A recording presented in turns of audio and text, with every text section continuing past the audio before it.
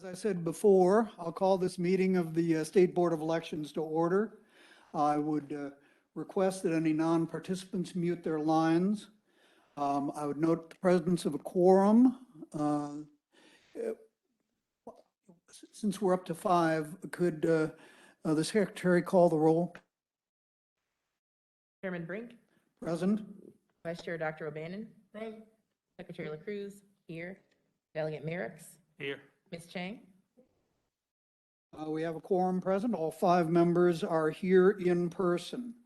In addition to the members of the board, the commissioner, Chris Piper, and from the Office of the Attorney General, Ms. Carol Lewis are participating.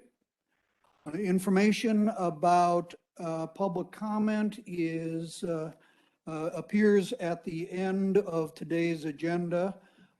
Without objection, members of the public will be heard for 3 minutes and are welcome to submit statements for the record.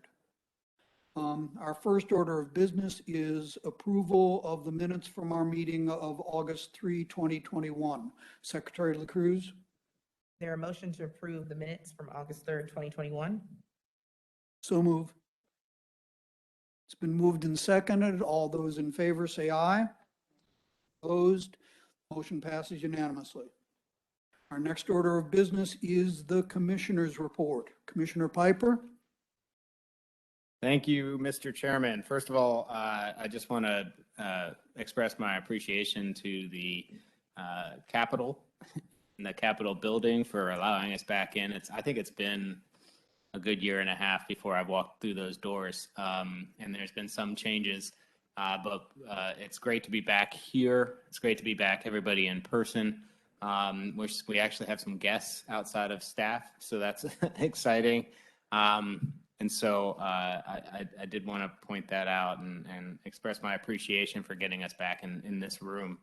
Along those lines, recently we had a contractor who worked for us on our help desk. He recently passed away unexpectedly. Rod, and I always mess up his last name. Dan, can you help me out? Rod Wimberly, thank you. I don't know why I mess up his last name. If anybody, I just say that Rod was in a time when there aren't a lot of people in the office. Rod was always in the office. Rod's attitude toward life was just amazing. He was always upbeat, really positive guy. And so it was devastating to the staff, especially those of us who were in the office on a regular basis, to suffer this loss. And so I just wanted to recognize Rod, his contributions to the agency, and his personal contribution on me. Sometimes there's days where it's really hard to, pick yourself up. Rod clearly didn't have that problem.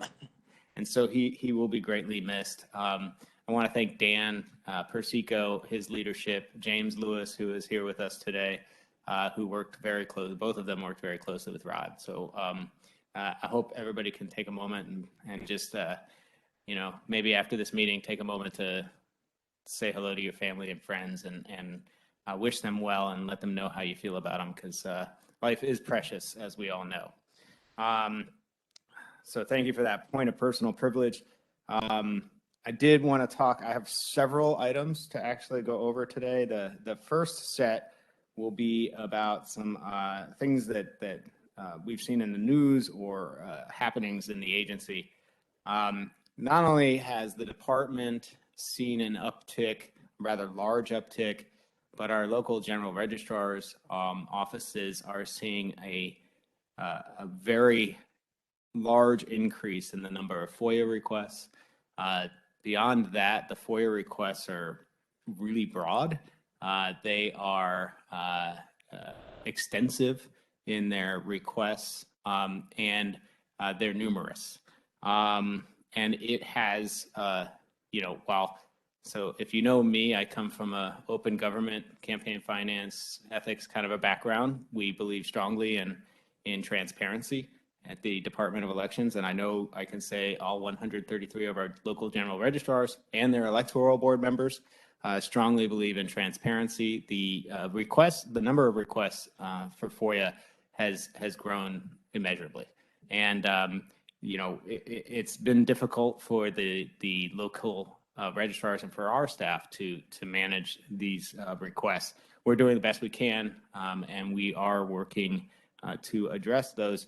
One of the things we're doing is Ashley Coles and the training team on staff are developing election-specific FOIA and NVRA, the National Voter Registration Act. There are records available via the NVRA that are very election-specific. And we do have specific open records laws to elections that are different from other entities and agencies around the Commonwealth.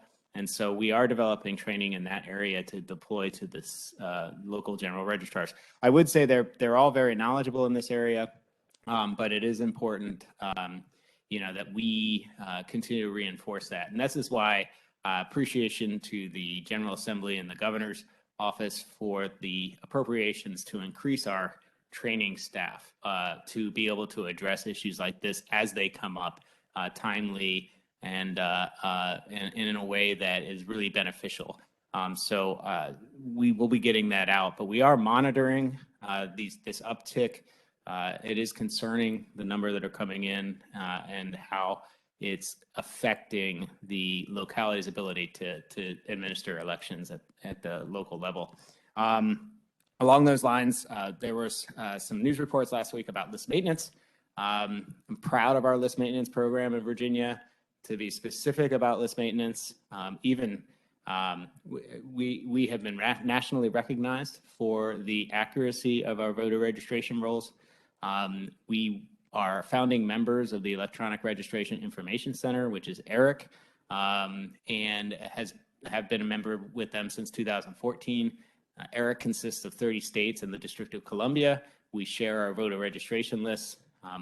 We have monthly updates from the Virginia State Police, the Bureau of Vital Statistics, the Master Death File, and we work very closely with Secretary Commonwealth's Office on the restoration of rights. And we run a robust confirmation program to ensure that our voter registration lists are accurate and up to date. And I'm happy to talk about, in fact, the presentations that I'm giving around the Commonwealth as we speak. We focus on that issue a lot. It is very important to balance the ability for those who are eligible and should be registered and have registered to be on our list, and those who are ineligible and should be removed from the list. We work closely on in those areas. We follow federal and state law to a T. And again, I'm very proud of that work that we do. So if there's any questions on list maintenance specifically, I'm happy to answer those. I wanted to give an update on our statewide voter registration system, RFP, or the request for proposals.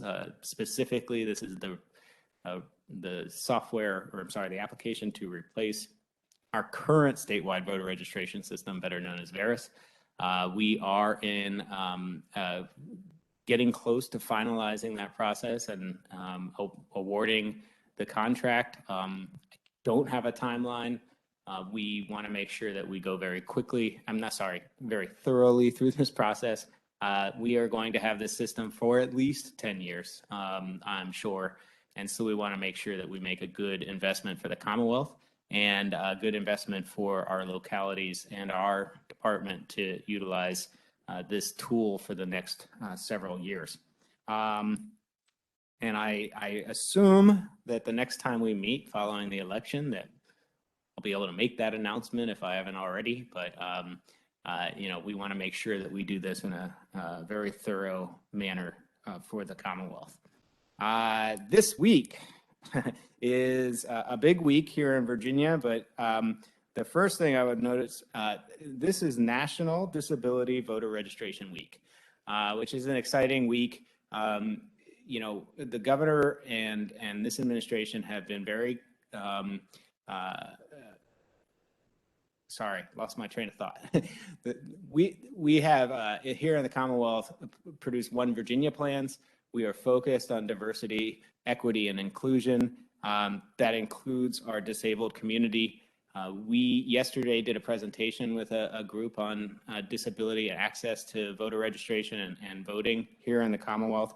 In the past, we've run disability expos to demonstrate the various equipment that we have related to ensuring that those with disabilities have equal access to the ballot.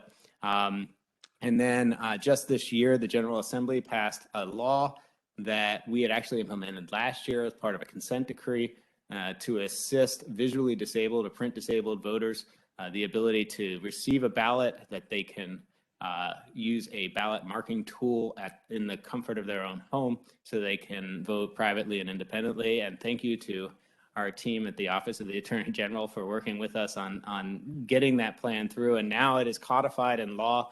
I personally am excited about that. If anybody knows me, my mother-in-law was visually disabled. So this is it's a wonderful tool that we've been able to provide to citizens of the Commonwealth. We continue to look for ways to improve access to the vote for our disabled community. So it's an exciting week here in the Commonwealth of Virginia for that. If you didn't know, early voting starts on Friday.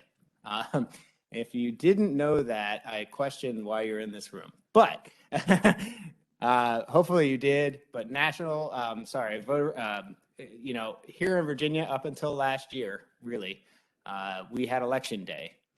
That is no longer the case. We fully anticipate robust early voting and absentee by mail voting over the next 45 days, beginning Friday. So we no longer have election day. We have election 45 days, which is great. I think that it provides the opportunity for a number of individuals to vote at a time that is of their choosing and convenient to them. But I think from an administrator's perspective, voters can run into problems. With 45 days, we have the ability to work with them and help resolve those problems so that they can cast their votes. So it's voting month and a half that we start on Friday, and it's an exciting time.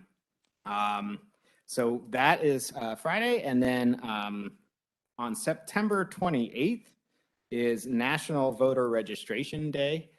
We will be very focused on National Voter Registration Day, kicking off a number of programs, which I'll get to in just a minute. But National Voter Registration Day happens every year. We're excited to be once again a part of this great program, really implementing and talking about voter registration here in the Commonwealth of Virginia. As a reminder, October 12th is the last day to register to vote in the Commonwealth. So if we, as part of that list maintenance statement that I made earlier, while we have great list maintenance here in Virginia, it is always, always, always a great idea to go onto our website, vote.virginia.gov, and check your voter registration status. Always a good thing to check that to make sure that everything is in order, especially if you've had a life-changing event such as a name change or perhaps a move, just to make sure that everything is up to date there. Okay. Last couple more things. The last time we met, it was during the special session. General Assembly was considering some budget items that affected us. In that budget, they did approve $3 million in grants to the localities for expansion of early voting. We did send out information on the grants to the localities. The program, the time for applications for those grants ended on Friday, September 10th. We are currently reviewing those requests, and we'll make more information available on that as we finalize that process, which should be in the next week or so. So that's exciting. Several localities have requested to expand early voting by utilizing Sunday voting, and I'll have more information on that in the next couple of weeks as well. And next, I actually have a show and tell for you. I'm going to present to you a little bit about the $1.5 million that the General Assembly appropriated for voter education and outreach. And then this is in addition to the $300,000 that came as part of the Voting Rights Act that was passed earlier this year. And Governor Northam just yesterday ceremonially assigned that bill in the Tidewater area. So if we can bring up that presentation, Franchel, thank you very much. All right, so if you can push on to the next slide. This year, we are doing education and outreach. This has already started. We've been meeting with groups and discussing our various programs and how we engage on various issues. I think that I want to start this out with a very clear statement. After 2020, we have seen we've recognized the lack of information out there about what we do to put on an election. Just a few weeks ago, I was out running with some friends and a new guy was running with us and he goes, "Hey, I've seen you on TV.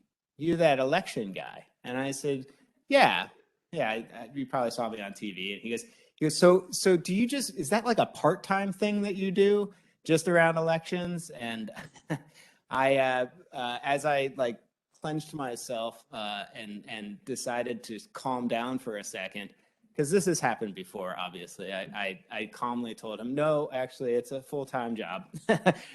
We have elections every year in Virginia, and even if we didn't, it's still a full-time job. And so what I've realized is that I can't point fingers to those who are filling this lack of knowledge on election administration with false information. I have to, point the finger right back at myself, because election administrators over the years have been very, very content to fade into the background after an election. If you went into the polling place, you cast your ballot, you went home, you watched the results come in, and the next day you were talking about the winners and losers around the water cooler, and you didn't notice all the work that went into putting on an election, then we did our job. The problem with that is, as I said, now people are filling in that lack of understanding of what goes into putting on an election with simply false information. And so it's our job now to go and talk around the Commonwealth about all the work that we do to protect elections. And so next slide, please. Really the important thing, sorry, I jumped ahead already. So, but the important thing is that we're doing this as I mentioned, we spoke to a disability group yesterday. We are really trying to engage our diversity, our diverse Commonwealth, and so to fill in this information. So next slide.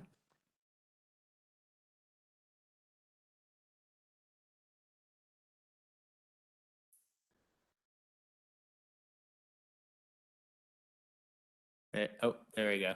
So part of this effort is the Democracy Defended program. I showed this last year, but I want to go ahead and show it again. I think it's such a great spot. We really want to emphasize the fact that elections are not administered just by me or the people you see here in this room or you all. Really, elections are administered at the local level with election officers, and they are there because they believe in the sanctity of the vote. They're your friends and they're your neighbors. So if we can go ahead, I hope this plays. There we go. If it doesn't, that's okay. There we go. It's probably a little slow here in the.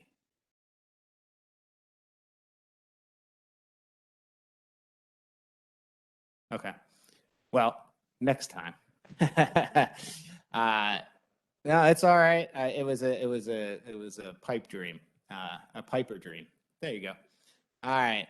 Next. Well, why don't we go to the next slide? It's all right. We saw this last year, and I encourage you. Well, see, here we go. It's playing a little bit. just not getting the narration to go with it. But go ahead to the next slide. All right.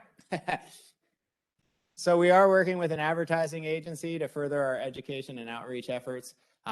You'll see that we are going to be really working our social media.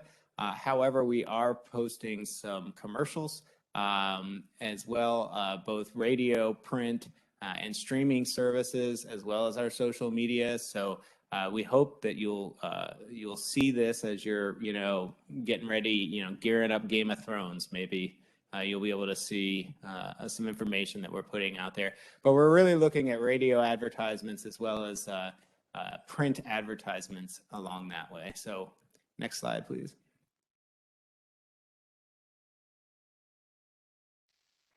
As part of our efforts at diversity, equity, and inclusion, just recently, for the first time ever, we have produced our pocket guide, our annual Virginia Voter Pocket Guide in not only English, but Spanish, Korean, and Vietnamese.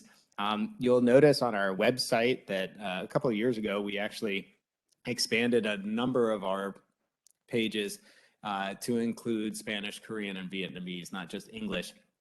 We're continuing to look at all of our resources and expand the languages that we're using today. Actually, as a result of the Voting Rights Act, you will have the pleasure of designating a county as a covered locality. Samantha will go over that in a little bit, but this is exciting. We need to be doing more every day to reach out to citizens, the very diverse citizenry we have here in the Commonwealth of Virginia. So next slide.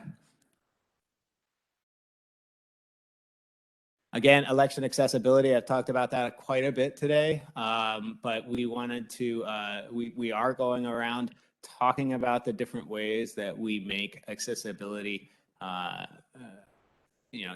allow for elections to be accessible to all of our voters here in the Commonwealth of Virginia. Next slide.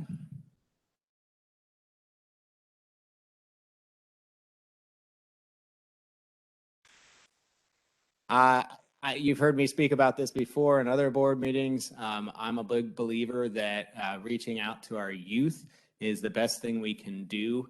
The future is important, and our children are the standard bearers or the bearers of that future. And so we are looking with our registrar liaisons to reach out to social studies division leaders, coordinating meetings, discussing information and resource sharing with our voter outreach and educational initiatives. We're working with the Department of Education, as well as historically Black colleges and universities to spread this information. And we are working with many colleges to try and get some time to speak with students out there to talk about what we're doing to combat misinformation and to fill in that gap of information. So excited about some of the opportunities we have there. Next slide. Also, our senior community, we feel that reaching out to them directly is an opportunity to discuss, what the truth is and our electoral process. So we have already engaged. I did a teletown hall with AARP, and they said I had a great face for the telephone, so I was really excited about that. And so again, re-engaging with senior voters, I think is an awesome opportunity that we're looking to work with more. I think we have numerous speaking events at retirement communities. So we're looking forward to those opportunities as well. Next slide.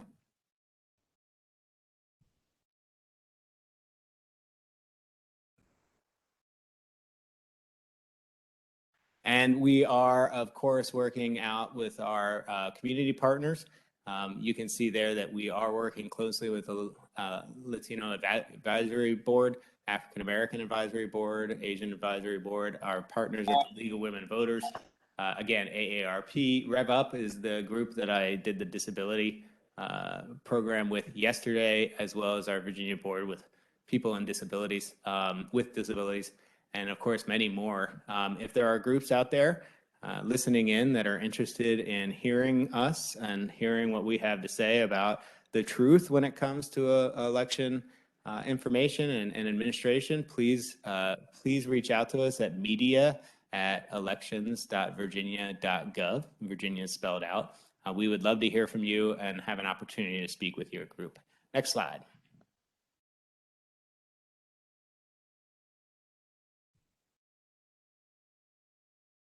It's a little slow today. And there we go. All right. So, all right. Thank you very much. So I know that was a lot of information. There's one last thing that I have to talk about, and I'll be happy to take your questions. I know there's been a lot of interest in election night reporting.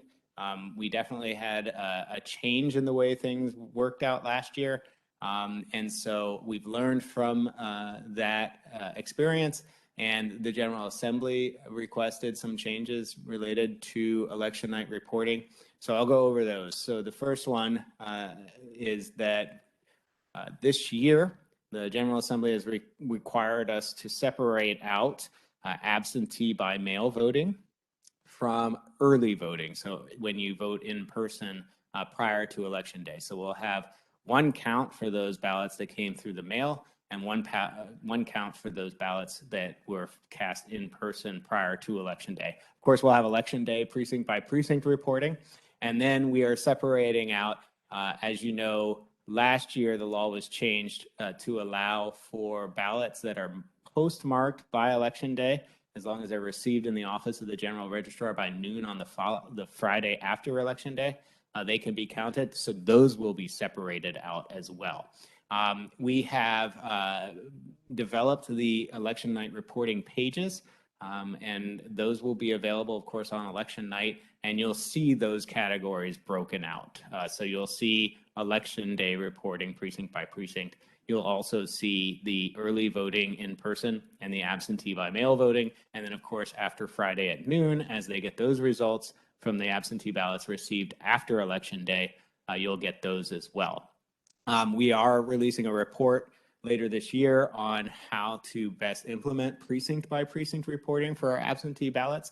So there'll be more information on that, what's proposed or what we recommend to the General Assembly in the coming weeks on that. But for this year, it's absentee and early voting will be separated out, but it won't be broken down by precinct. That said, I think what you'll see this year is because there's also a requirement for registrars to pre-process absentee ballots in the 7 days prior to the election. So what you'll see is absentee balloting by mail reported fairly soon after the election. Of course, they have to continue to process ballots that are received on Election Day. You'll see election night reporting from the elections precincts, as you have always. And of course, early voting will have completed by Saturday. They cannot tabulate those votes until election night, but of course, they can start doing that as soon as the polls close. So we'll see a more, I think, I don't want to say quicker, because it still takes time to tabulate votes. That said, you will see a more, I think, evened out process than what we had last year, which was a whole, all of the early votes mixed with the absentee ballots by mail votes, all coming in at the same time, which I think understandably led to some confusion or some concern from voters. That said, this process, I think, will be a lot cleaner, a lot easier to understand. And so I'm looking forward to implementing that. And I am sorry, Mr. Chairman. I know you like a good, efficient brevity meeting, but I had a lot to say. So I appreciate the time, and thank you, Mr. Chairman. Happy to take any questions. Thank you, Commissioner Piper, and you're forgiven for the length of your presentation, because I, for one, found it very valuable and educational. I appreciate it. Do any members of the board have either comments or questions of the committee? I want to thank the commissioner as well. Would encourage you, when you do all your education, to specifically include what the expectations for election night are. Because I think that was one of the locuses of whatever you want to call it, fake news or misinformation or distrust. And I think if we get better this time, I think it's likely based on what your relationship with the GRs is, that we'll get those absentee mail-ins fairly early in the evening, or at least not horribly late. The in-person should be a touch number, and then the usual precinct. So I think this is a great place to flip the transparency concerns and get people much more comfortable with how our process works. I appreciate this suggestion, and I agree with you wholeheartedly. We did try to explain, and we're very transparent last year about how the process was going to work. Understandably, though, it was not. None of it was the most ideal. So we are looking forward to continuing to advertise exactly how election night reporting is going to occur. Every surgeon has to do his first operation sometime. We'll say this, I think it's also helpful to understand there's an AG's opinion, and you all have disseminated it, about the treatment of the GR employees in the in-person voting areas, and that those same rules apply in a precinct. And I think that's a big help, transparency, and that's worth letting the public know as well. Yeah, I think, Mr. Chairman and Mr. Vice Chair, I agree wholeheartedly. We in Virginia are big believers in transparency, and it's important to us to ensure that is the case. We do cover that quite a bit, and not just in the polling places on Election Day and the satellite locations during wherever voting's occurring. There's authorized representatives, there are members, election officers of both parties, but through our pre-processing process, the canvass process following the election, this is all very transparent, very bipartisan process, and there are a lot of checks and balances on the system to ensure the sanctity and security of the vote. Thank you, Dr. O'Bannon. Any additional comments or questions? What date did you give? Mr. Chairman, National Voter Registration Day this year is September 28th. You'll see a lot on our social media regarding this, and then if you are on Facebook, they will be promoting National Voter Registration Day. So encourage everybody to, if you're on your social media, please let your friends and fans. I know Mr. Chairman has a large following, so. It's in the low double digits, actually. Any additional comments or questions? Well, once again, thank you very much, Commissioner Piper. That was a very full and informative presentation today, and I appreciate it. One thing about your updated information, since we have canceled our October meeting, if you could just let us, update us by an email later in the month, that'd be very helpful. Happy to do so, Mr. Chairman. Okay. Our next order of business is the stand by your ad provisions of the code. Ms. Alexander? Hello, and oops. Okay, I'm not touching it again, Dan. Out of appreciation for being high up on the agenda, I'm going to be very easy on you today. What we're doing today is, well, we've instituted the new SBYA, so now we have to do this over a couple meetings. So now you're going to decide on your final decision.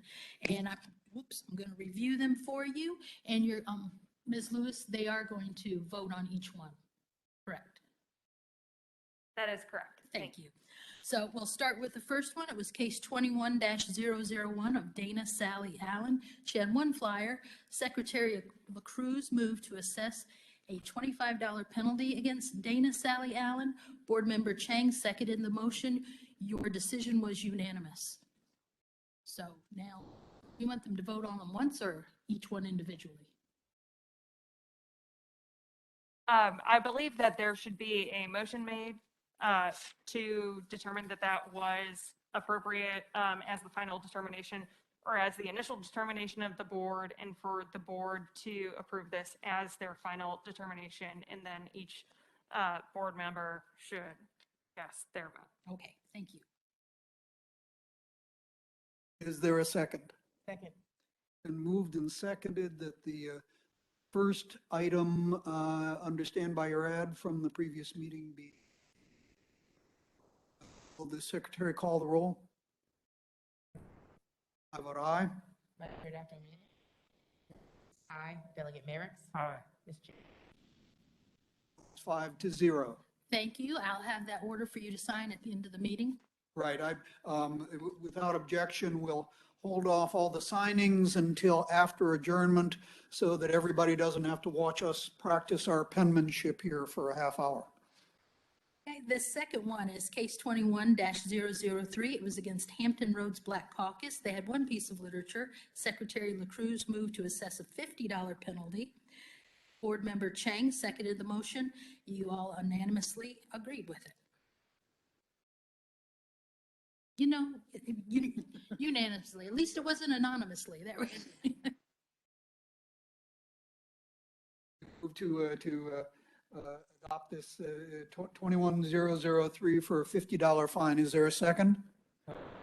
Moved and seconded. Secretary LaCruz, will you call the roll? Chair Green. I vote aye. Vice Chair Dr. O'Bannon. Aye. Ms. Chang. Motion is approved 5-0. Thank you. We're going to go on to case 21-004. This was against Leonard Harris. He had 2 yard signs. Vice Chairman O'Bannon moved to assess a penalty of $400 against Leonard Harris. Board Member Chang seconded the motion.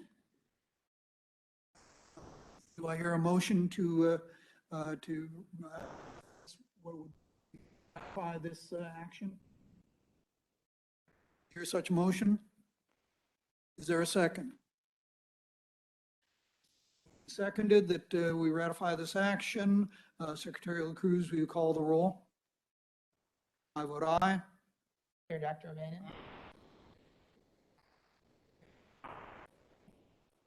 Motion is approved 5-0. Thank you. We're going on to case 21-005, Reggie Ford. 1 door hanger and 2 signs. Secretary LaCruz moved to assess a $75 penalty against Reggie Ford. Vice Chairman O'Bannon seconded the motion. Do I hear a motion to ratify case number 21005? It's been moved and seconded. Secretary LaCruz, will you call the roll? Chairman Brink. I vote aye. Vice Chair Dr. O'Bannon. Aye. Delegate. Aye. Ms. Chang. Motion is approved 5-0. Thank you. The last one is case 21-007, Glenn Youngkin. For 1 t-shirt, Vice Chairman O'Bannon moved to assess a penalty of $100 against Glenn Youngkin. Secretary LaCruz seconded the motion. All right, do I hear a motion to ratify? Is there a second? Second. It's been moved and seconded. Secretary LaCruz, will you call the roll? Chairman Brink. I vote aye. Vice Chair Dr. O'Bannon. Aye. Ms. Chang. Motion is approved 5-0. Any other? Nope, that concludes mine, so get your fingers limbered up and I'll see you at the end of the meeting. Bless you. See Thank you you. after adjournment.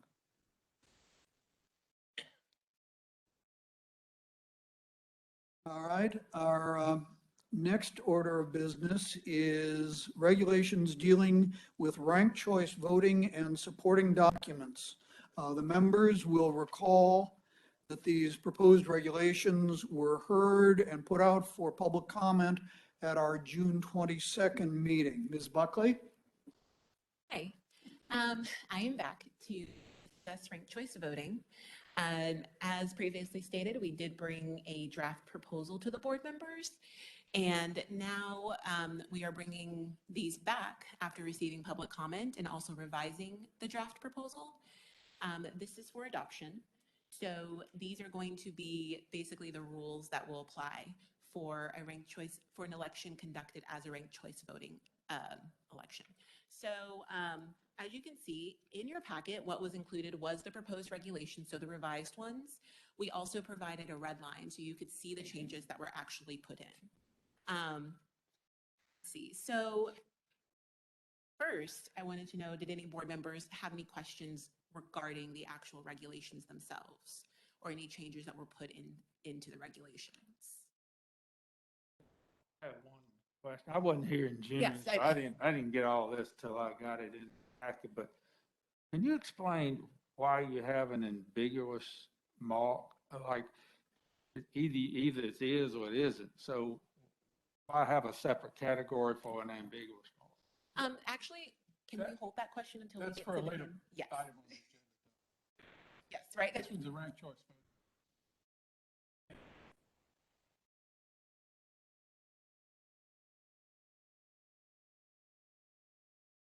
Oh, the hand can, okay. I'll Okay. save that question. Yes, save it. So, ranked choice voting is really about voter preference. Oh, yes. I did have one issue. I don't know if you're going to, if you're intending to bring it up later, but this is the question of the number of slots that, that should be provided for ranking. Yes, so I am actually going to provide information regarding this for you. I'll Okay. hold off. Thank you. So previously stated, ranked choice voting is about voters being able to rank their preference of a candidate or a write-in. So, ranked choice voting is a new method of voting that we have in Virginia. These regulations are a means of providing uniformity to the process of it. Once a locality, county board of supervisors, or a city council makes the decision to actually adopt ranked choice voting for their election. So one of the questions the question that was presented last time was regarding the rankings. So as we know, if you'll turn the page on the back, you'll see a chart. And with ranked choice voting, at least with our systems that we have here in Virginia, not all of them permit ranking to the nth degree. What that really means is, let's say that there were 20 candidates on the ballot running for one office. How many can voters rank? Do we want voters to be able to rank all 20 of those candidates that are on the ballot? Would we prefer them to be able to rank only 5 or only 10? So, that isn't really in the code. So that's why it's been being brought to the board. Now, in the charts that I've provided a little bit of information so you know that other localities in other states actually do limit. And it's kind of all over the place. It kind of just depends. Our current voting equipment vendors, they do have a max number of rankings available for candidates. And so, just for your information, looking at the elections that we have here in Virginia, we do have city councils that elect at large for 6 members. So obviously that means that our rankings would need to permit at least 6 if a locality needed to do ranked choice voting. With that in mind, that answer your question, Chairman Brink?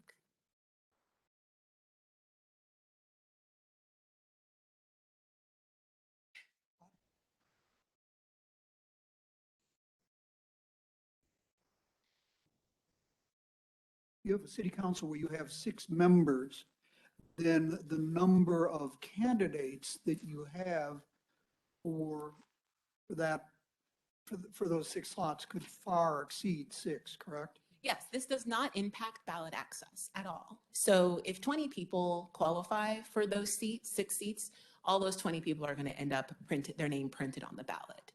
So that has nothing to do with ballot access. That does not change.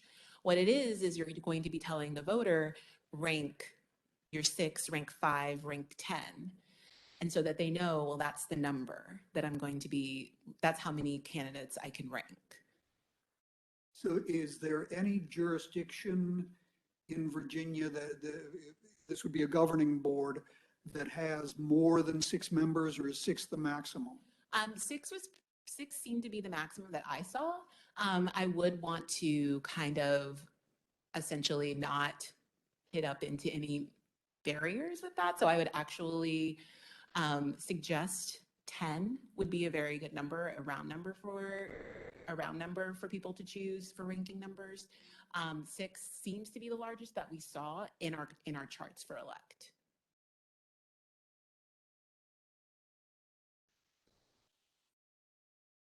And so that's why I'm saying 10 would be a good number, because if somehow they adopt 8 or 9, there's 10.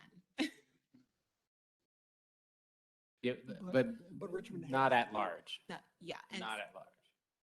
so, I think 10 would be a good number. Not all of the vendors permit 10. So obviously that would be a change to their software. But yes, that's the number I'm putting forward is 10. All right. One thing I'd like to say is I don't think that this is the case, but what we decide shouldn't be driven by what the vendors currently Correct. offer or currently have capabilities of.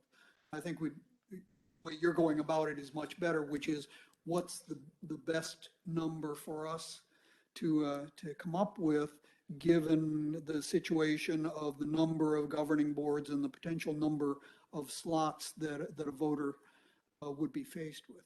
Yes. Additional comments or questions on this sub-issue? If not, I would entertain a motion.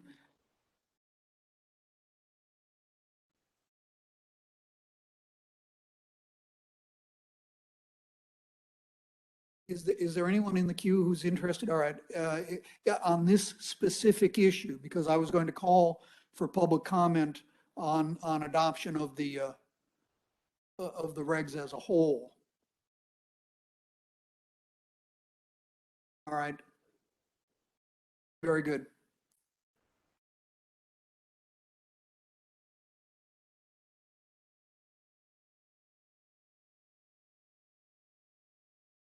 Chris H. Hughes, if you're available to speak.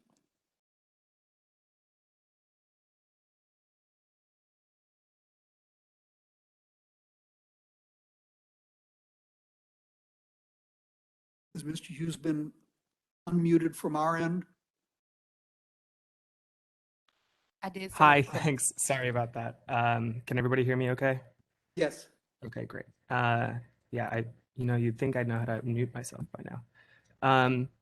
Thanks everyone for the opportunity to provide comment. My name is Chris Hughes and I'm the policy director at the Ranked Choice Voting Resource Center. We're a nonpartisan 501c3 nonprofit that provides materials and tools to implement and administer ranked choice voting elections. We're a team of nationally recognized experts on election administration and ranked choice voting.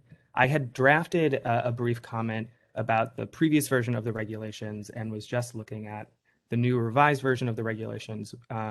We submitted a comment during the notice and comment period this summer with some suggestions for revisions. And based on my review of what's been released, it looks like a lot of those suggestions were adopted. So I just wanted to say thanks to the State Board of Elections for taking this so seriously, for putting these rules together, and for adopting those proposed revisions. Our revisions were all about creating a more coherent and comprehensive set of tabulation rules for ranked choice voting. And it looks like that has been done. This sort of practice of defining all the details of the ranked choice voting tabulation at the state level has also been done in Colorado and New Mexico and Utah, which are other states with ranked choice voting local option laws. They have similarly adopted regulations or defined even in statute these sorts of details of the ranked choice voting count. So we appreciate that you all are taking this similar path to make things more predictable and understandable to people across the Commonwealth. To be honest, I'd written a longer comment, but a lot of it is relevant because you've adopted all of these changes that we had suggested originally. But we do look forward to seeing how implementation proceeds in Virginia and are available for support with the State Board of Elections and with any cities or counties who are interested in implementing and adopting ranked choice voting. We're available to help with creating implementation plans and running voter education campaigns if there's interest in that. So thank you again for the opportunity to provide comment today, and we look forward to working with you.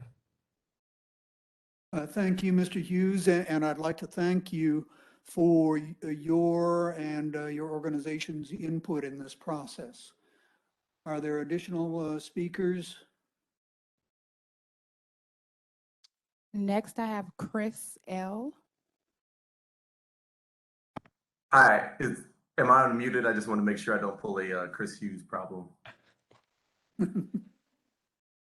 think that's a yes.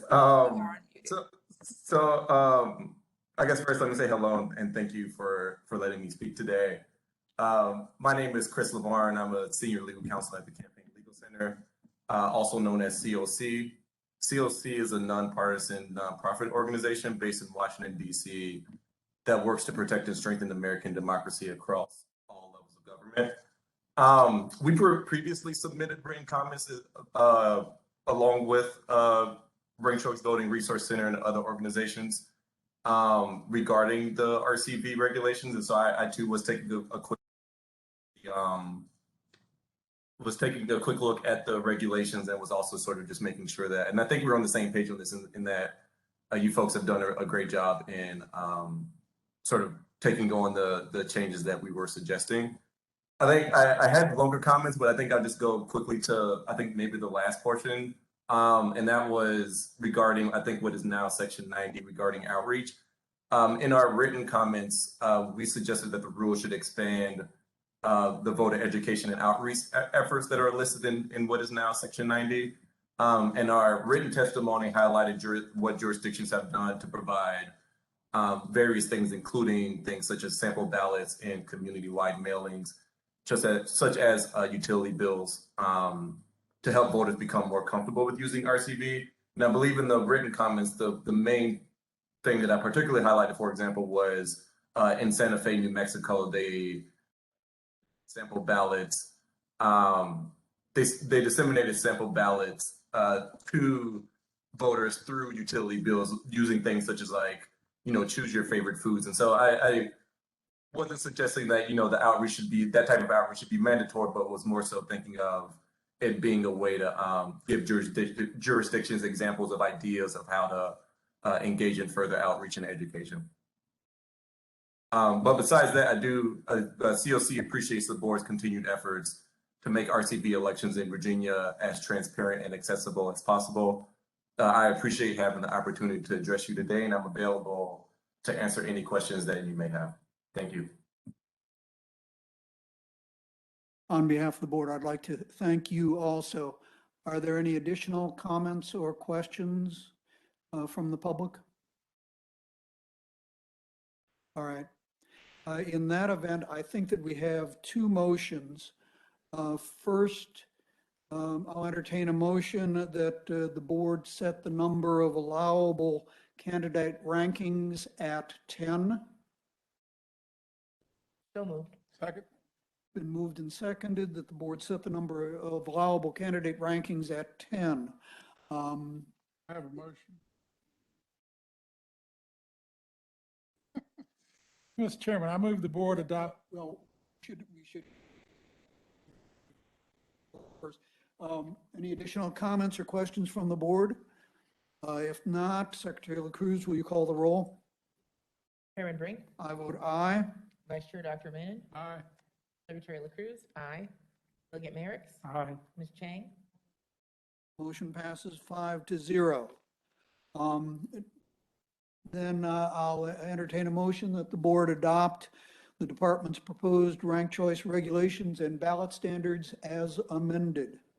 Mr. Chairman, I move the board adopt the department's revised proposal for ranked choice voting as amended today. Is there a second? second.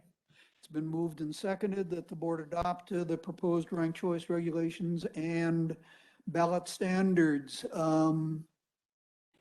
Would Secretary LaCruz call the roll? Chairman Brink, I vote aye. Vice Chair Dr. O'Bannon. Aye. Delegate Merrick's. Aye. Ms. Chang. Motion passes 5-0. All right, Thank you. thank you, Ms. Buckley. The next item on our agenda is the City of Hampton's request for the electoral board of the City of Hampton's request for an extension of certification of its electronic poll books. Ms. Hoyt Stewart? Good afternoon. I've got some background. In the Commonwealth, localities have over 8,000 electronic poll books, which are supported by 5 vendors. In 2020, the voting system certification standards were reviewed, updated, and approved to be in compliance with the state certification standards. The updates to electronic poll book state certification standards can be summarized by saying localities are upgrading to security standards, procedures, and processes for all EPBs. Electronic poll books must provide secure connectivity for use in satellite locations. Other changes included password requirements, penetration reports, source code reports, and upgrades to the new certified versions. In 2021 election poll book certification, during the March 31st State Board of Elections meeting, I presented a memo titled Voting Systems Upgrade Timeline, recommended that due to the tight timelines and financial constraints, that the localities be allowed to continue the use of the electronic poll books certified to the 2020 baseline standards as long as they were not used at early voting sites and upgraded by July 2022. And the board approved that motion.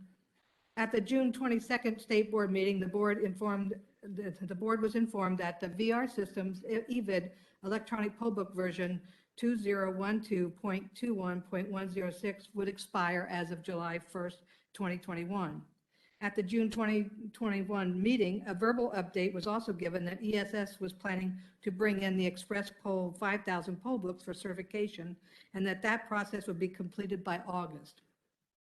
The State Board of Elections and ELECT have been operating under the assumption that ES&S would meet that in the new voting system certification standards by August.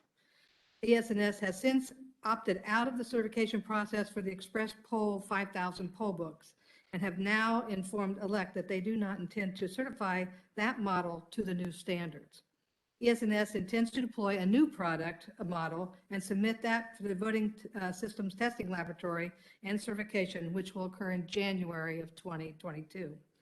This recent decision by ES&S has made the Express 5000 3.2.0.0 expired as of July 2021. The only locality using Express Poll 5000 with 3.2.0.0 certification is the City of Hampton, which has over 100,000 voters and 125 electronic poll books. ES&S did not inform the City of Hampton of their decision and not to certify this year until August 19th, 2021. The City of Hampton only uses these electronic poll books on Election Day.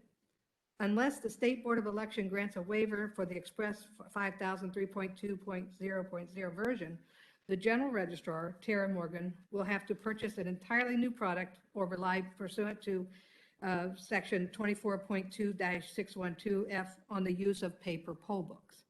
If Hampton decides to purchase all new systems, the General Registrar will have to secure funds in the budget, initiate the procurement process, develop all new training materials. The accessible time to upgrade is about 10 weeks. This is not feasible before the November 2022 election. The primary issue is that ES&S did not attempt to certify to the new standards and did not give the locality enough time to replace their poll books. VR Systems did not attempt to certify to the new standards. However, that company gave notice last December, which gave the 9 localities impacted enough time to purchase new electronic poll books and develop training materials. Since ES&S did not bring their electronic poll books in for certification and did not give adequate notice to the locality, the City of Hampton needs the State Board of Elections to grant a waiver to utilize their EPBs on Election Day.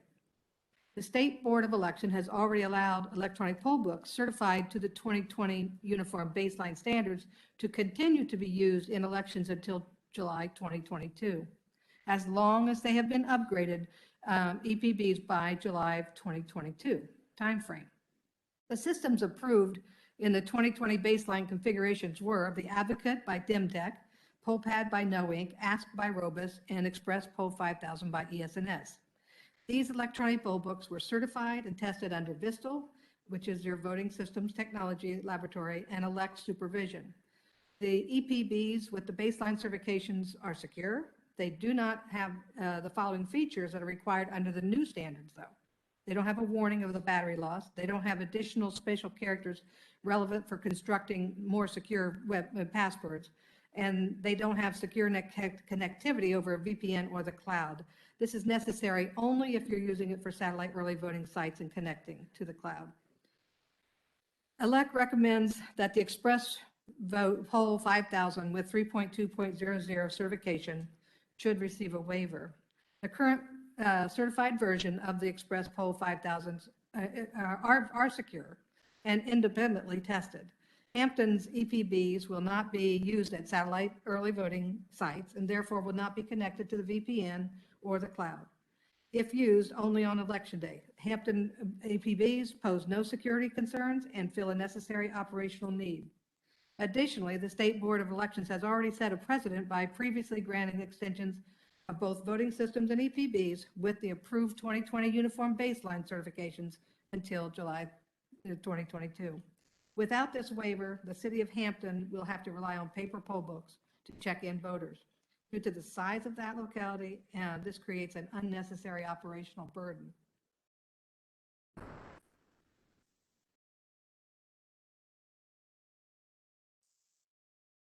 Information about how people typically early voted in during the last cycle. I mean, it's gonna affect a lot of people. I don't have that, but I would guess it's probably going to be about 70% of the registration. So you're talking 70,000 people. That's a lot for check-ins.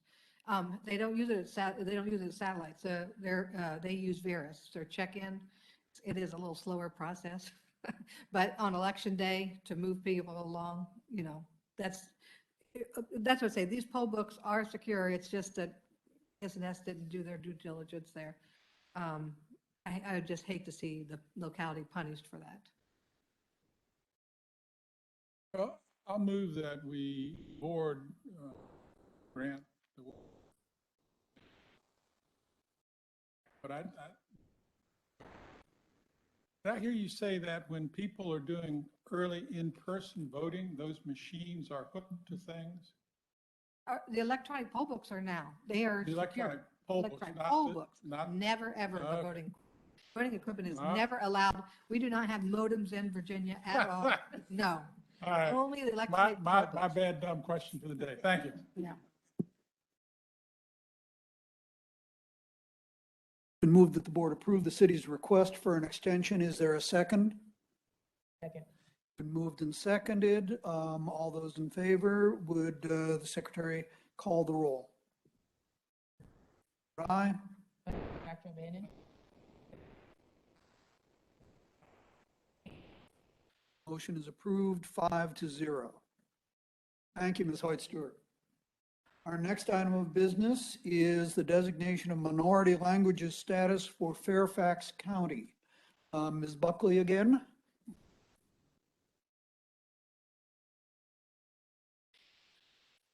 Hello, board members. I'm back. So right now, I am bringing forward about minority language requirements. So in 2021, the General Assembly passed HB 1890, which established minority language accessibility requirements for certain localities. Effective September 1, 2020, the State Board of Elections shall designate a county, city, or town as a covered locality. A covered locality, as defined by 128, is a locality that meets certain standards that deal with basically minority language and minority populations. As of right now, so to determine which localities follow this standard is actually looking at the census. And the census generally comes out every 10 years, or also the American Community Survey, which is every 5 years. As of right now, looking at the numbers, it is Fairfax City, which, Fairfax County, Fairfax County, which has a designation for Spanish and Vietnamese. So essentially, any locality that is designated a covered locality under 128 will be required to translate into the applicable minority language any voting or election materials that are available in English. An example would be like a ballot that is in English. It would also need to be in Spanish and Vietnamese, which Fairfax already does. Voter or election materials means registration or voting notices, forms, instructions, assistance, voter information pamphlets, ballots, sample ballots, candidate qualification information, and notices regarding changes to local election districts, precincts, or polling places. Registration notices means any notice of voter registration approval, denial, or cancellation required by Chapter 4 of the Elections Code. And so essentially I'm here for you guys to formally designate Fairfax County as a covered locality. And really Fairfax County has been doing it anyway. And we haven't received any new determinations from census yet, obviously because it's not ready. But when that does occur, and if any new designation such as a new locality needs to be designated, we're going to come back to the board for that one. But yes, so this is what this is just to formally designate Fairfax County within a covered locality. Thank you, Ms. Buckley. So this is simply a designation of something that Fairfax County already has been doing on their own, of their own volition. That is correct. Well, they've been required by federal law to do it already. And so the state law expands it a little bit with translation of documents, and it includes the candidate information documents, while it is arguable if federal law would include that or not. So under federal, they are already in compliance, and this is just another layer. Very good. And you said that this is basically a legacy designation. After we get the full census information in, there's a possibility that we'll have additional localities That is correct. designated? That is correct. All right. Members of the board have any comments or questions of Ms. Buckley? Does any member of the public wish to be heard on this item? No public comment at this time. Very good.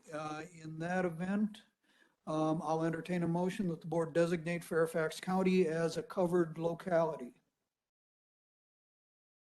That the State Board of Elections does Fairfax County, Virginia 2-120. Fairfax County will be required to provide voting and election 2-1.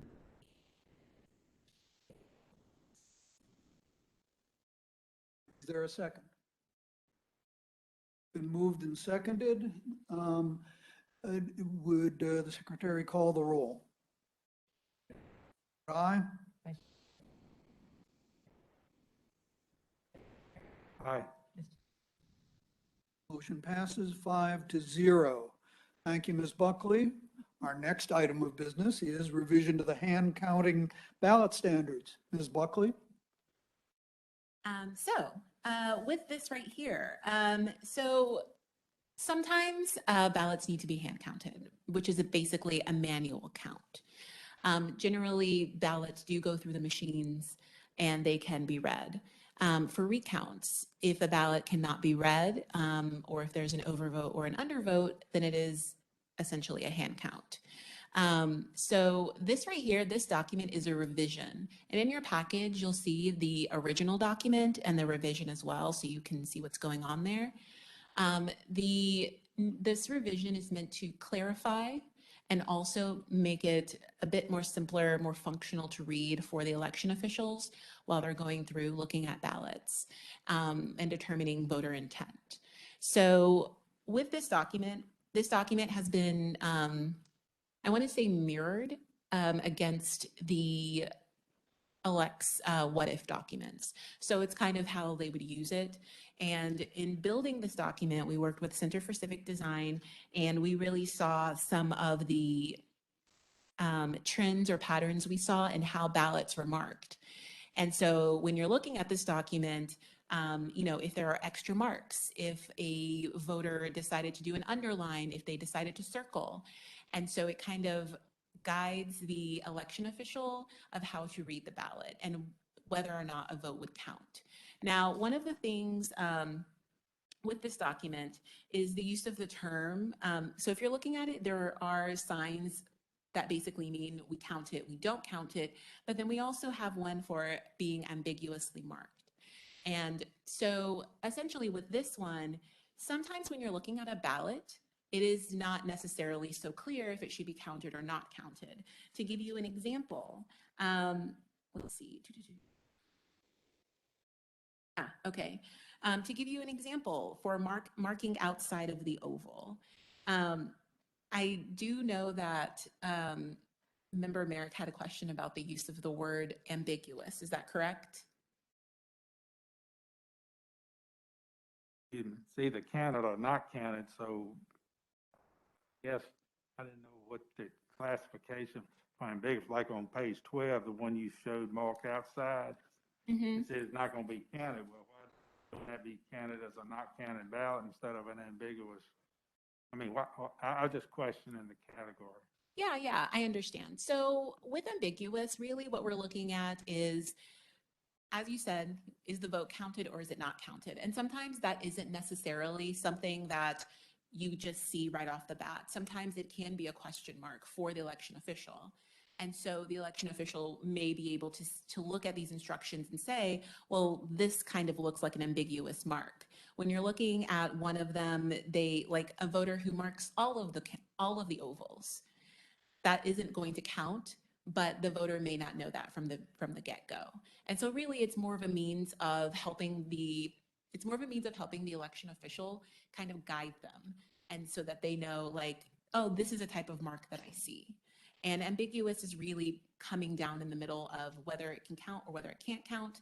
Ambiguous is also what if it's open to interpretation, because that does happen sometimes.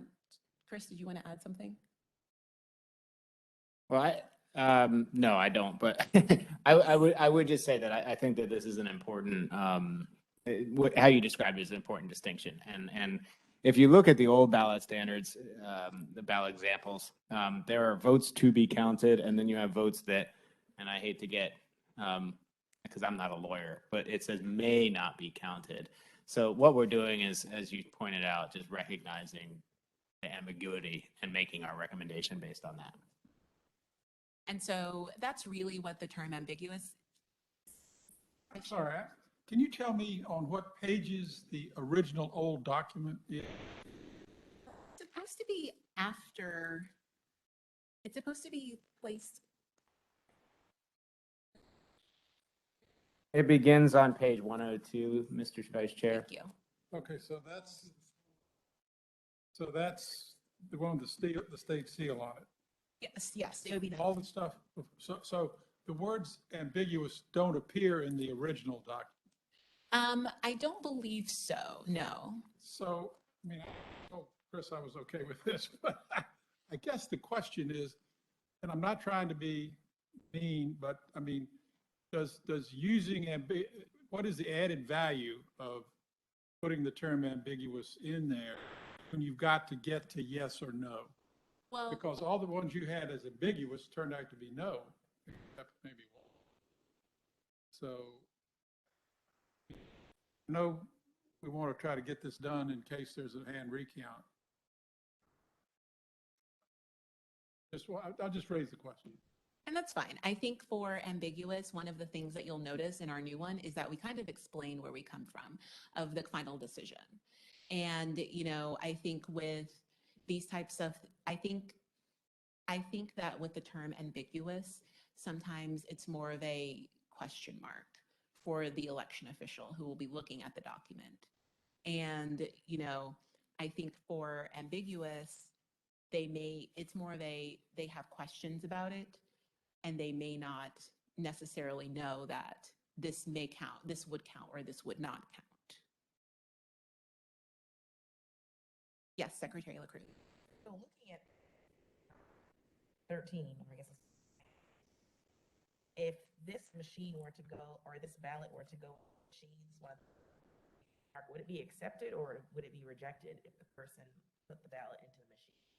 So if you're looking at the one where they kind of circle it and the line goes through a little bit, it honestly would depend on the machine. I don't want to say yes or no. I think that, well, actually, yeah, I don't want to say yes or no of whether or not the machine would count it. They would probably not count it. The machine probably wouldn't count it depending on how the GR set it up. But I know that in a recount, that this ballot would be taken out for hand counting. Yeah. The same thing. It would be taken out. It would be taken out. And if we're talking about, well, what happens when it's election day, it just kind of depends how the GR has it set up. Because GRs can have it set up to spit things back out. They can have it set up to not count. So it just kind of depends on the setup. Mr. Chairman, can I a clarifying question? So while these are standards that the board would approve, the ultimate arbitrators or arbiters, is that the right word? Okay, arbiters are the election officials. If they can't come to an agreement, then it goes to the recount court for final dispensation. So for a recount court, yeah. So for a recount, yes, the election officials are going to make the decision. If they cannot make the decision, as in they cannot come to an agreement, then it would go to a judge, and a judge would make that decision. So the reason I asked that question, Mr. Chairman, is that while these are standards and they're guidelines, they're, ultimately, these are just guides for them to go by. What I think the important designation here and the important point to make is that the ambiguity is recognizing that this is a tough call, and our recommendation falls into this category rather than being so forthright in our determination, if that makes sense. So yes, oh, sorry. Yes, No, Chairman go Brink. Okay. So yeah, I mean, this is what this document is for, is to provide guidance to these people who may or may not have a lot of exposure to ballots and to ballots that are not marked perfectly. And it helps them along the way of determining, well, how do we count this vote? Because we don't want them guessing about the voter's intent. Additional comments or question? I do have one question, which may be more on how ballots are structured rather than this specific question of counting, not counting, or ambiguous. On pages 17 and 18, they talk about write-in votes. Two of the examples have a line designated as write-in, and two of them, the voter wrote the name in themselves. From the language of 242644C, I gather that there's no requirement that you actually have to print a write-in line with a circle. If you mean, does the ballot have to have that line? Correct. Okay. So in our ballot standards, I believe that we have it that there should be a line. I believe that we have it in our ballot standards, that requirement. So, well, I don't want to say requirement. It might be a best requirement. It should. I wouldn't say it's a best practice, if anything. But that would be a part of our ballot standards to have that line or to not have that line. But also, a person may just not write on the line. So I think it kind of depends on what the voter is looking at and what they decide to do at that point in time. Right, and 644C says no check or other mark shall be required to cast a valid write-in vote. So it's not a requirement that the ballot as printed have that write-in designation. So, that line, yes, I would say that. Yes, the line, yes. thank you. Additional comments, questions? Ambiguous thoughts? Does any member of the public wish to be heard on this item? I would like to call Chris Martson. Thank you, Mr. Chairman. Can you hear me? We can. Super. My name's Chris Marston. I've had the opportunity to litigate 2 recounts myself and participate in a number of others. So I'm familiar with the hand count standards.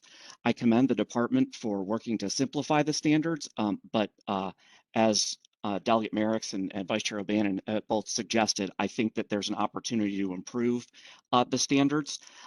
In all of the cases for ambiguous marks, save one, the vote cannot be counted. The one example where the vote can be counted is on page 13 or 96 in the PDF. I don't have any problem with the conclusion that that vote should count based on the clear mark by the voter. But I think that it's important that we give clear guidance for our officers of election who participate as recount officials. And I think that either the vote's going to count or the vote's not going to count. Alerting them that it's ambiguous and that there's still a conclusion doesn't seem to be helpful in terms of carrying out their responsibilities.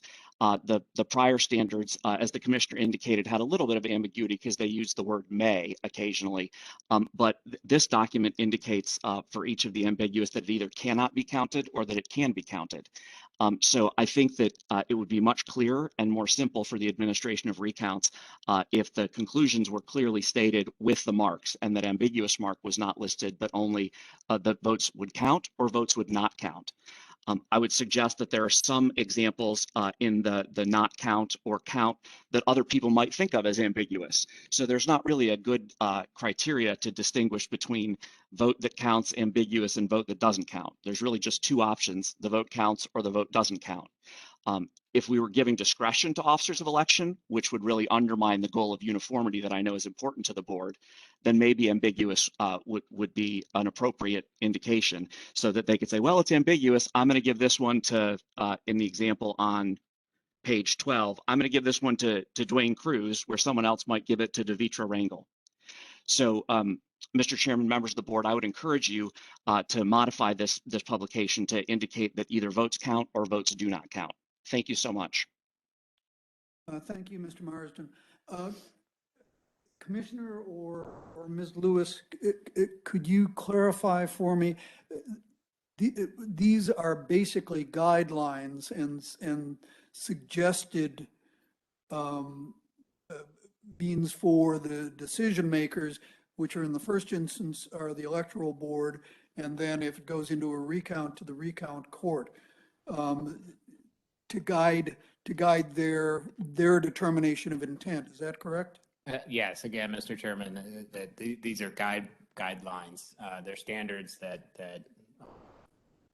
we feel are important for the board to approve, but ultimately the election officers in the recount court make the decisions. You know, anyway, yes, to answer your question. I second what the commissioner has said. Your role in this matter under 24.2103 is to provide uniformity, legality, and purity in the practices of general registrars, but the general registrars and local electoral boards are the decision maker that are actually handling the determinations with which votes shall count. I appreciate that clarification. Additional comments or questions from the board? If not, do any members of the public wish to be heard?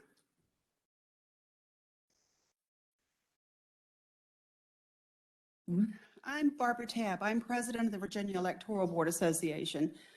I want to thank the department for doing these. These standards are absolutely critical for us to be able to do any kind of a hand count, a hand review, or any kind of an examination of a ballot. We use these every time we have to do it, and it's not just in a recount.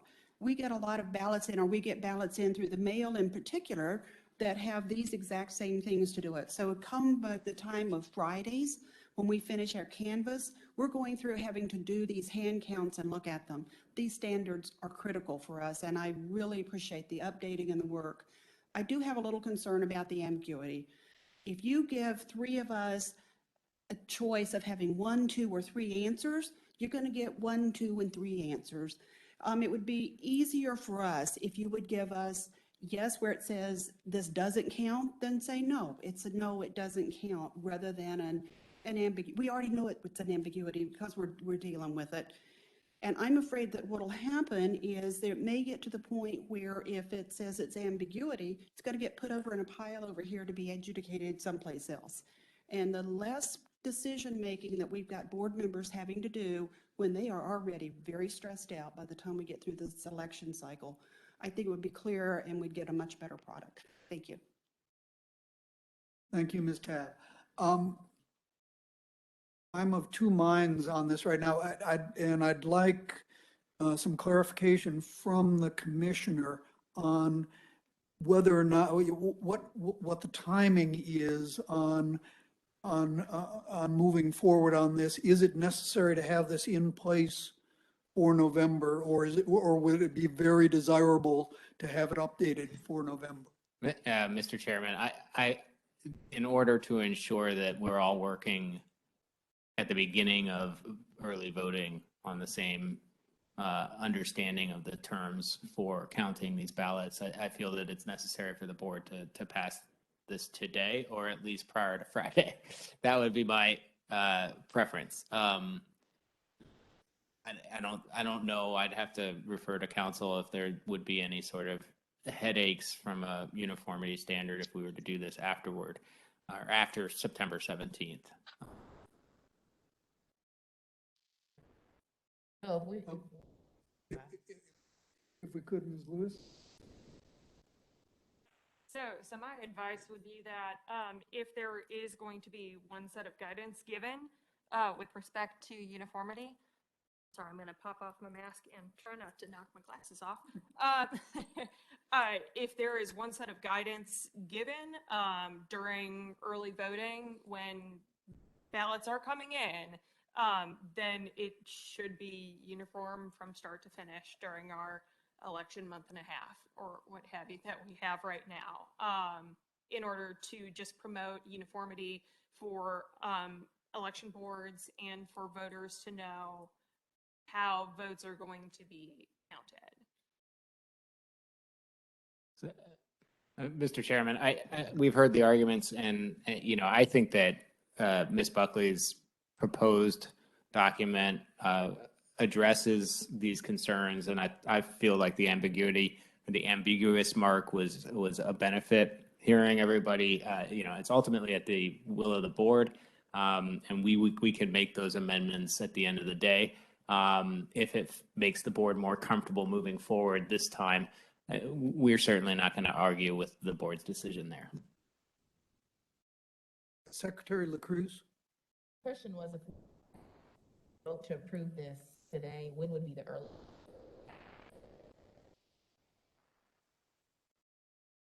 Yeah, Mr. Chairman, I would say that you wouldn't want to touch this again until after this election. We want, as soon as ballots are cast, we want them to all be operating on the same standards.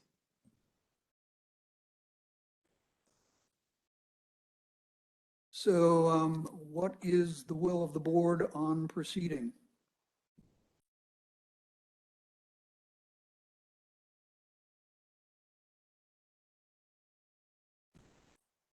And this is just, version is more clear. But really, if looking at page 15, this whole just icon of the question mark those out, it's a much more clear document. Because it makes sense to have this vote counts. And I think the way the document is constructed, it wouldn't be possible to do a light fix on it. Let's put it that way.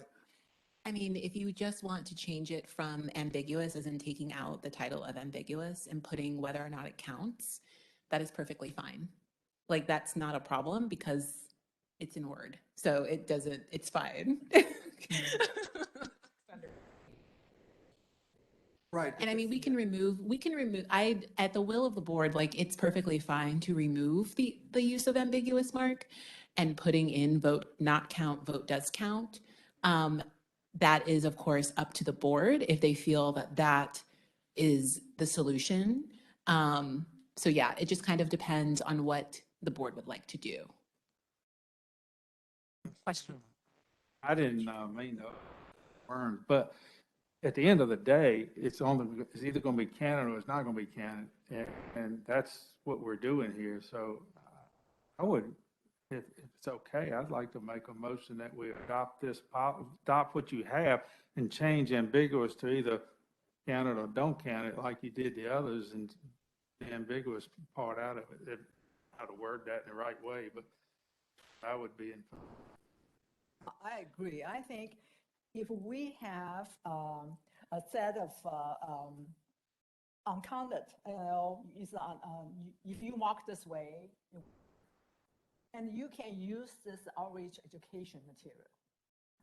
For the voters, as a myself, you walk in, you never know whether they change something, how to mark, the pen work or not. So using this one set of rules to do outreach event will really help the official counting when the time they need to do.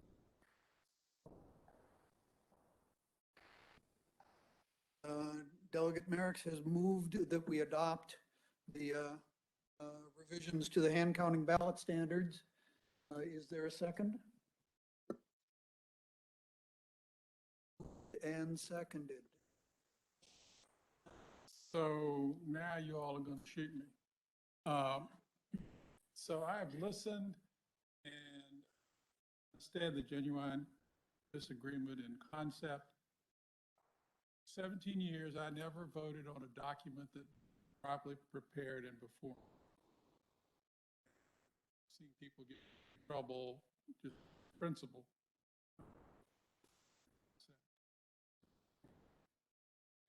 My choice would be that we have an old document.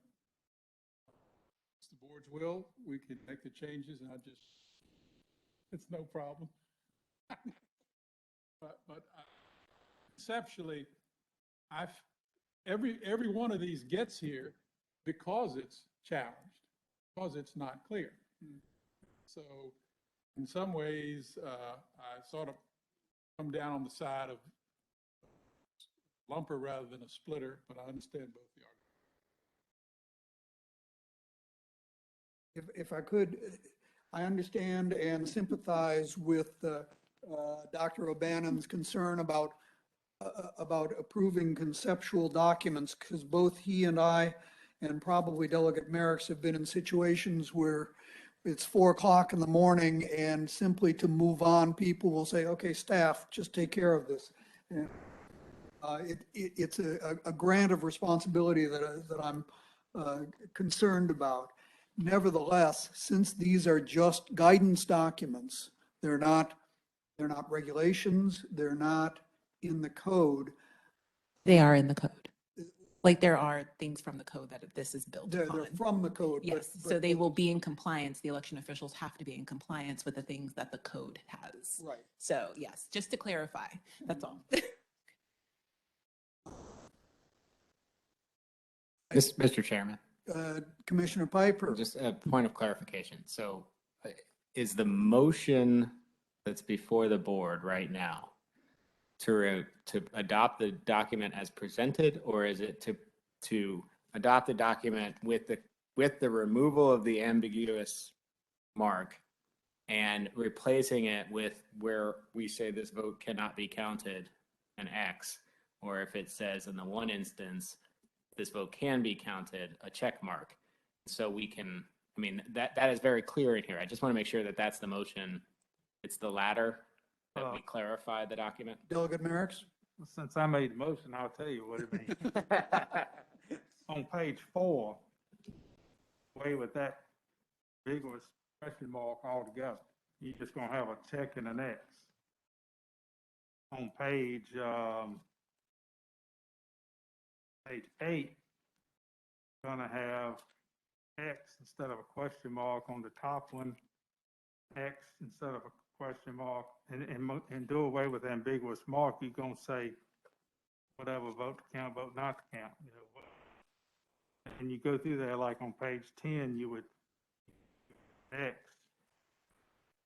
Wouldn't have any reference at all to ambiguous. On page 12, you wouldn't have an ambiguous X.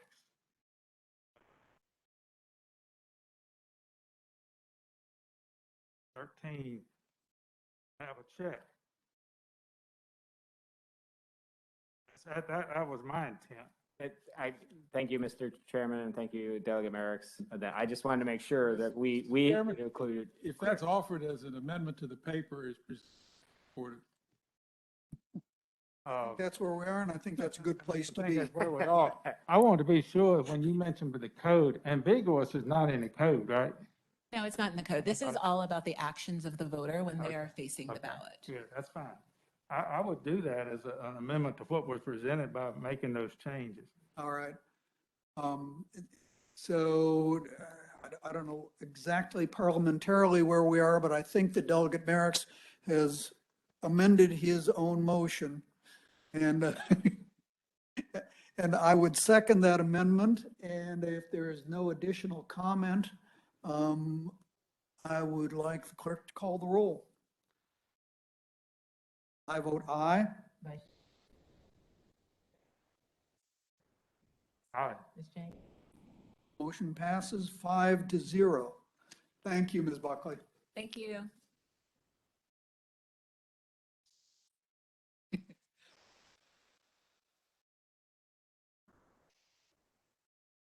Okay, our final item of business is public comment. Do any members of the public wish to be heard on an item not on today's agenda? We have no one who wishes to offer public comment. Do any members of the board have any additional comments? I do have one. The members will recall that last month we had a presentation by Lisa Gerchik, the chair of the advisory review work group. And at that time, she said that the group would complete the first phase of its assignment to develop benchmarks by the October meeting. Subsequent to that time, the looming pendency of the November elections has come in. She points out nearly half of the work group members are members of electoral boards or general registrars, directors of election, and have an election to worry about more immediately. So she's notifying us that the work group will slip its timeline in order to accommodate that. And she looks forward to getting back and resuming its meetings and its deliberations and its recommendations by January of 2022. And I'm certain that we can all understand the priorities that the electoral board and registrar members have with the coming election. Are there any other additional comments or questions? If not, I'll entertain a motion to adjourn. Is there a second? Seconded that we adjourn. All those in favor say aye. Opposed? Meeting is adjourned. And reminder to the board members, you must stick around to sign a whole lot of paperwork. Please do not mark your signature ambiguously.